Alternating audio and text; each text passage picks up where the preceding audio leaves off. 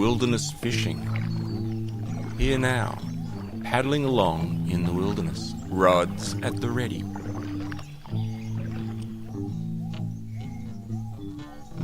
Does it seem to be getting harder and harder to find wilderness, actual wilderness? These days, in the middle of nowhere, you almost expect to see a discarded fast food chain piece of rubbish sitting belligerently on the ground. And there's one particular fast food rubbish logo I expect them to find on Mars fairly soon. And of course, that junk food corporate will be very proud of that discovery. Probably offer the Mars dinner meal. However, it seems these days, when you set out down to that distant corner on a wilderness river, some bugger in a boat miraculously appears before you. And you kind of think, there goes the isolation. And what's that stupid cliche about serenity?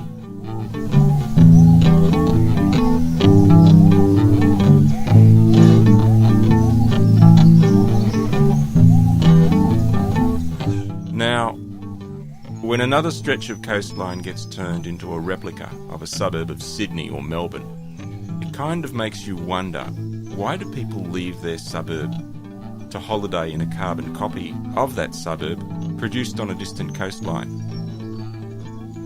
Cities, of course, are like giant ants' nests. When you disturb them, they spew out vast numbers of angry ants that fan out in all directions. At holiday time, the nests spew forth the inhabitants to spread out and drive their cars to pretty regions that have been altered to resemble the environment from which they have come. They then engage in the boganocalypse, where they dump their crap at the end of the party, which seems to go on for months, then retreat en masse back to the nest until the next holiday season. But wilderness fishing is still the topic, believe it or not. Yet my current thoughts raise a grave fear for such pursuits. So, first, a digression. The destruction and despoilation of priceless natural heritage in the pursuit of the small business ideals that seem to haunt the plethora of progress associations that blanket the entire continent. You must be aware that the natural world of this earth is paradise, and yet we have to despoil it in the name of greed and at the dictate of market theology. That eternal market process of progress and development, where Australian progress is flattening the Kosciuszko National Park with a B-52 bomber strike, and then engineers putting in curb and guttering, petrol stations, and concrete car parks. So, something that was once priceless natural heritage and had no market-based financial value is transformed miraculously into something with an obvious and tangible economic value. This raises an Australian philosophical issue. Car parks. Yes, is there an aesthetic rating of car parks? Can they be assessed, rated and ranked like the great works of art? Are there ugly and beautiful car parks? Do they fit into a graded form of aesthetic beauty?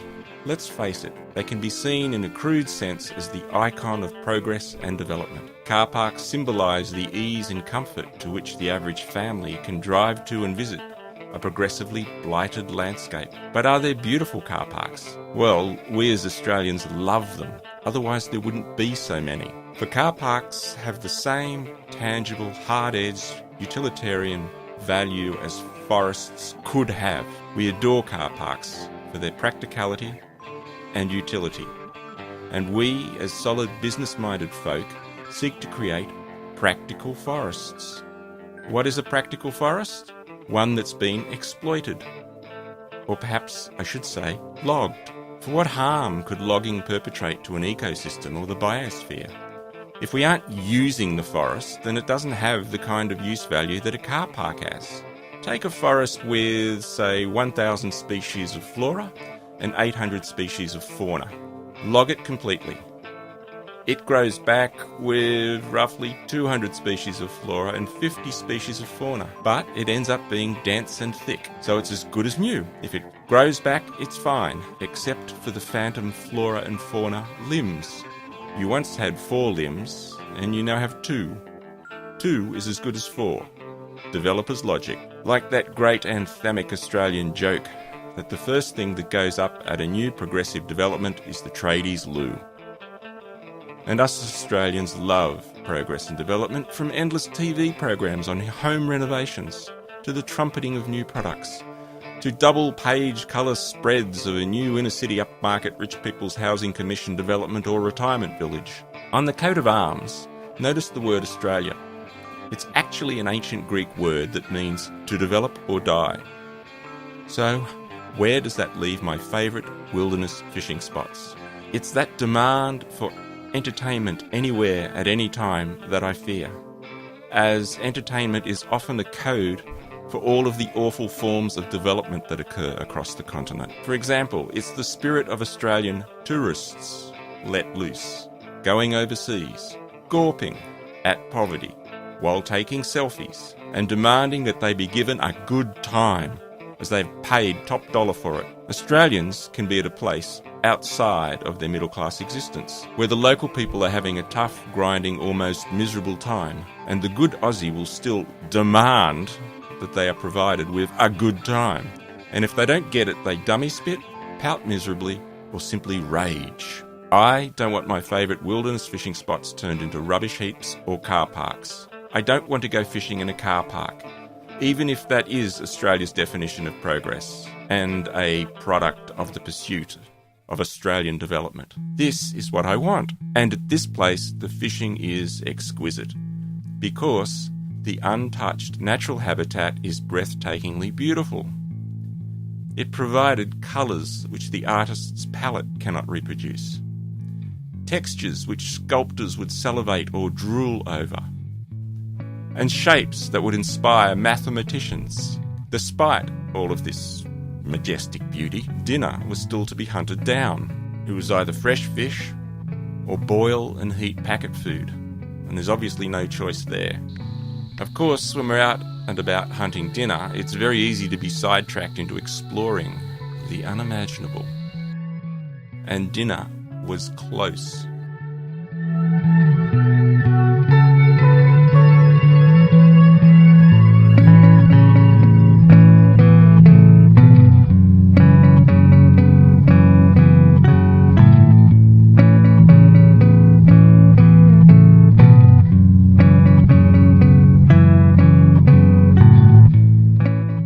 Oh, so close.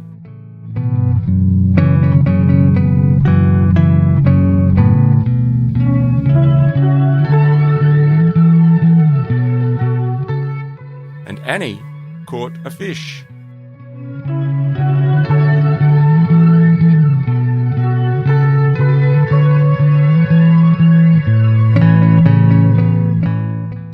Yeah, it's only a baby. Let's quickly get the... Yeah.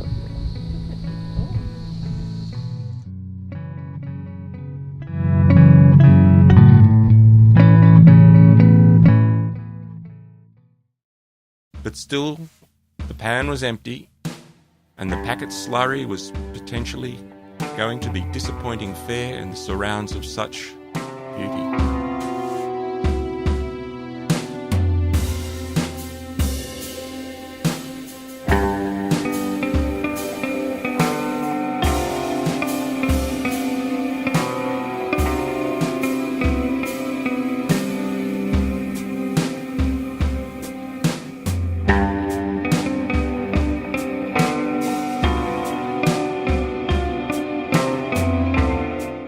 Of course, towards the end of the day, anything is possible. In the world of wilderness fishing, a meal can turn up at the most unexpected of times.